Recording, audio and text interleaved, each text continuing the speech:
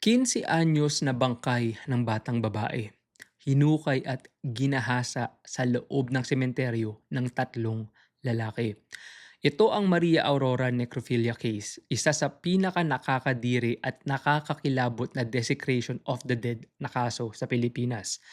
Kung akala mong nagtatapos na ang krimen sa pagkamatay ng isang tao, pues, nagkakamali ka.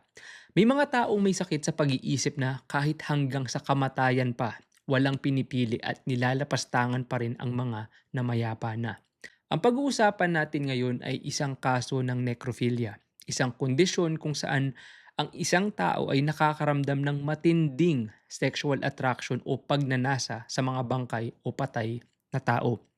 Isipin mo, sa isang pampublikong sementeryo sa Maria Aurora, Aurora Province, isang 15 anyos na batang babae ang inilibing ng maayos ng kanyang pamilya. Pagkatapos ng isang linggong pagkakalibing, ang naaagnas na bangkay ay hinukay at nilapastangan ng tatlong lalaki, isang akto ng necrophilia. Ang biktima, 15 years old, ay isang magandang bata na sinasabing maraming manliligaw noong ito ay nabubuhay pa. Sa kasamaang palad, ito'y binawian ng buhay sa isang aksidente.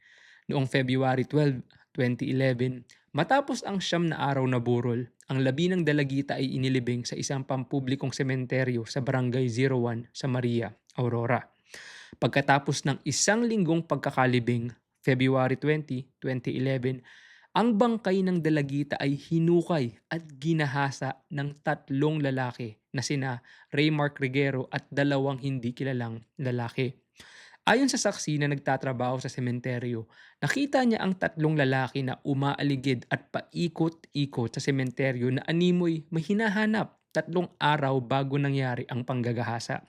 At noong February 21, kinabukasan matapos ng panggagahasa, natagpuan ng saksi ang sinirang puntod at hubad na katawan ng bangkay na naaagnas at inuud. Ayon sa investigasyon ng police at forensics, ginahasa ang bangkay matapos suriin ang pribadong parte nito. Ang ama ng biktima ay nag-file ng complaint sa mga pulis. Ang hatol, ang tatlong sospek ay na-charge ng desecration of the dead at malicious mischief. Dahil sa witnesses at ebidensya, ang kaso ay na-file sa korte. Hanggang sa huling ulat, ang tatlong lalaki ay nananatiling at large o hindi pa nahatulan ng ganap. Pero ang pulisya ay patuloy na naghahanap. Ang kaso ay naging simbolo ng panganib sa mga sementeryo at ang kakulangan ng seguridad sa mga patay.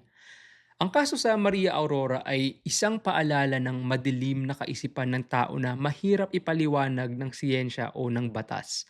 Ang sementeryo ay itinuturing nating banal na lugar, ang huling hantungan ng ating mga mahal sa buhay. Pero kung pati sa kamatayan ay hindi ligtas ang isang tao, saan pa tayo lulugar? Hindi lang ito kwento ng isang krimen. Ito ay kwento ng nawawalang respeto sa dangal ng tao, buhay man o patay. Ang katarungan ay hindi lang para sa mga humihinga pa, kundi para rin sa mga hindi na kayang ipagtanggol ang kanilang sarili.